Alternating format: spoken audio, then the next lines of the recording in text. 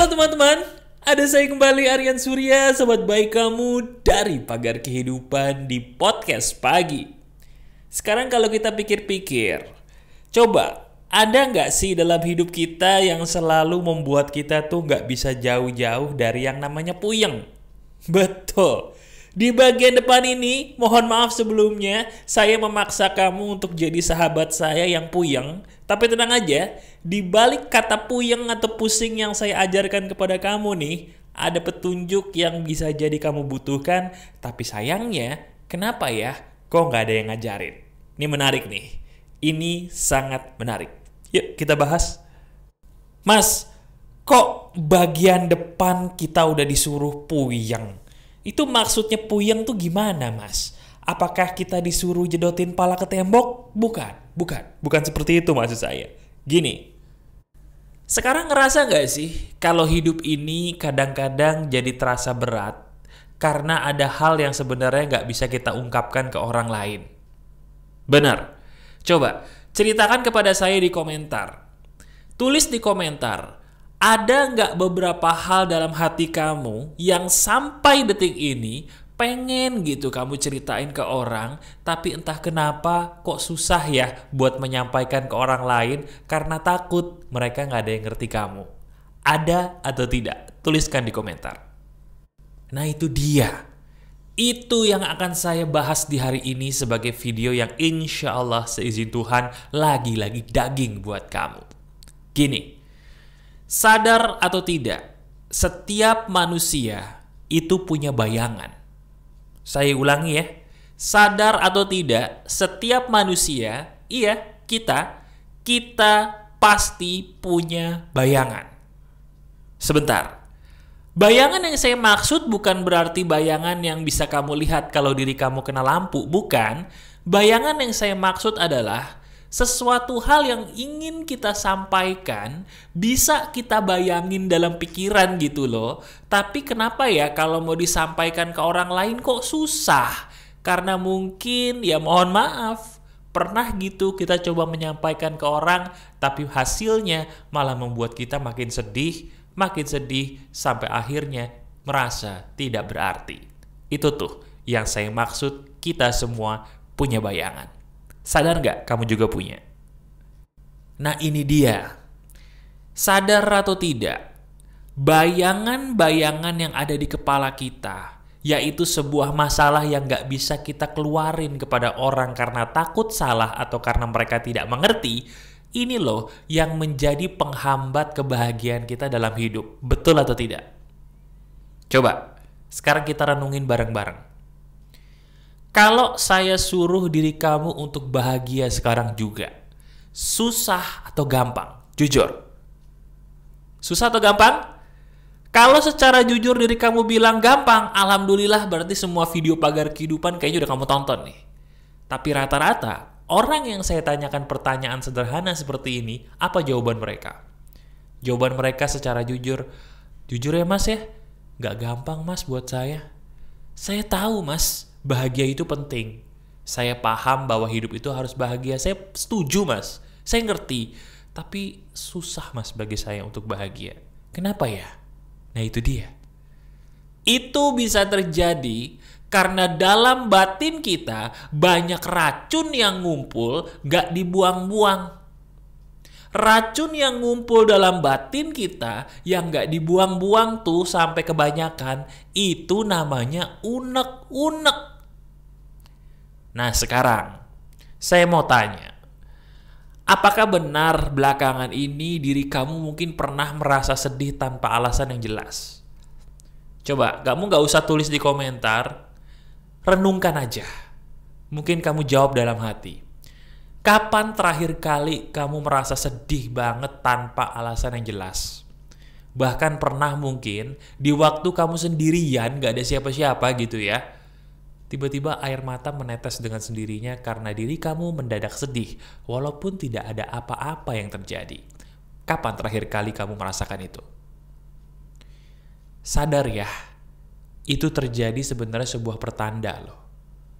Pertanda bahwa diri kamu udah gak mampu. Diri kamu sudah ngerasa capek, udah pengen istirahat tapi nggak tahu mau istirahatnya gimana. Kenapa nggak tahu pengen istirahatnya gimana? Karena diri kamu nggak tahu gimana ya cara saya supaya saya ini bisa mengemukakan apa yang ada dalam batin saya kepada dunia. Saya ini capek loh mas. Jadi orang tuh selalu dipaksa untuk sempurna terus. Saya tuh capek loh mas. Jadi orang tuh dipaksa untuk mengerti terus. Tapi kenapa ya kok mereka gak mau ngerti saya? Kenapa ya kok dia gak mau memahami saya? Kenapa ya kok dunia ini tidak mau mengerti apa yang ada dalam batin saya? Sampai akhirnya kamu capek dan menangis dikala kamu sendiri. Itu bukan yang sedang kamu alami. Gini, anggap saja saya adalah sahabat baik kamu ya, yang sedang ngobrol di samping kamu, dan izinkan saya sebagai sahabat baik kamu nih memberikan kamu sebuah wejangan sebagai sesama sahabat. Gini, orang-orang itu bukan mereka tidak mau mengerti kamu, tapi mereka itu semua adalah manusia yang pikirannya pun banyak hal yang kita nggak tahu bahwa mereka tuh mikirin itu loh selama ini. Saya kasih contoh. Kalau secara jujur, kebanyakan di antara kita itu paling sering punya unek-unek kepada orang tua. Betul. Nah sekarang saya akan ambil contoh dari unek-unek kamu terhadap orang tua dulu deh kalau memang ada. Saya kasih contoh. Orang tua kita kadang-kadang bikin kita mohon maaf kesel. Bahkan mungkin pernah diri kamu menangis di kamar atas perilaku orang tua yang mohon maaf banget membuat kamu jadi sakit hati. Entah karena ucapannya, entah karena perbuatannya. Sekarang coba kita telusuri bareng-bareng kamu dengarkan ucapan saya. Sadar gak kalau orang tua kita itu adalah orang yang sudah tua? Enggak. Saya pengen diri kamu merenung sekarang secara mendalam. Sadar atau tidak orang tua kita itu loh adalah orang yang sudah tua. Sekarang kalau dari pelajaran IPA atau ilmu pengetahuan alam yang kita pelajari dulu tuh waktu sekolah, biologi lebih tepatnya. Kita diajarin kan kalau umur semakin tua orang semakin, betul, semakin pikun dan tidak berdaya. Semakin tua umur, kemampuan kita semakin menurun. Sementara kamu, alhamdulillah masih muda, berapapun usiamu. Sekarang kalau pakai logika sehat, apakah kita tega membiarkan orang tua kita yang sudah tua itu mengerti 100% apa yang kita maksud? Tega gak? Loh enggak, saya tanya nih. Apakah kita tega? Apakah kita normal? Mohon maaf, apakah kita waras? Memaksakan orang tua kita yang sudah tua itu tuh untuk mengerti kita 100%. Sadar nggak kalau yang aneh itu sebenarnya maaf ya kita loh. Kenapa sih kok kita nggak pernah mikir 2-3 kali gitu ya untuk memaklumi bahwa mereka itu ya namanya orang tua, sudah tua, kemampuannya tidak seprima kita. Kenapa kita harus memaksa mereka mengerti kita 100%? Bukankah harusnya kita yang memaksakan diri kita untuk mengerti mereka karena mereka sudah tua? Coba renungkan. Mas, itu kan orang tua. Iya. Gimana kalau yang gak mengerti saya itu bukan orang tua, mas? Orang yang bisa dibilang masih muda, mas. Orang-orang sekitar saya itu kan gak semuanya tua, mas. Ada yang muda-muda, betul. Kenapa mereka gak mau ngerti saya? Apa alasannya coba? Mereka bukan orang tua loh, mas. Jadi gak mungkin saya bisa mentoleransi mereka hanya karena mereka orang tua. Mereka nggak tua, mas. Kenapa tuh jawabannya? Sederhana. Orang-orang itu di sekitar kita, mereka itu ada yang mendukung kita, ada yang tidak mendukung kita. Betul? Tapi sadar gak sih? Orang yang paling membuat kita jadi putus asa tuh siapa? Siapa orang yang paling membuat kita jadi putus asa? Betul. Orang yang paling membuat kita putus asa itu adalah orang yang sedang mendengarkan video ini. Loh mas, siapa mas? Siapa? Ya kamu. Diri kamu ini sebagai sahabat saya adalah orang yang paling gampang membuat dirimu putus asa. Betul apa tidak? Loh kok gitu mas? Lah iya toh. Sekarang gini, orang di dunia ada berapa? Ada berapa? Banyak mas, banyak. Kalau di dunia ini ada banyak, emang diri kamu udah ketemu berapa orang selama ini? Hitung, berapa? Oh banyak mas, berapa coba? Sampai gak 1000? Gak sampai mas. 100? Belum tentu mas. 50? Ya mungkin ya, tapi gak juga sih mas, kebanyakan. Lah sekarang pikir, kita pakai logika lagi.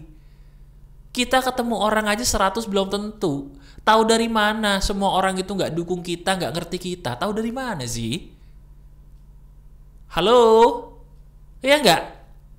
Logis kan? Kita ketemu orang berapa sih paling? Berapa orang coba? Kenapa kita baru ketemu segitu orang? Sementara tadi kamu juga bilang orang itu di dunia banyak gitu ya. Di sekitarmu banyak. Kenapa kita baru ketemu sedikit orang sudah menyimpulkan, oh semua orang tidak ada yang ngertiin saya. Tahu dari mana?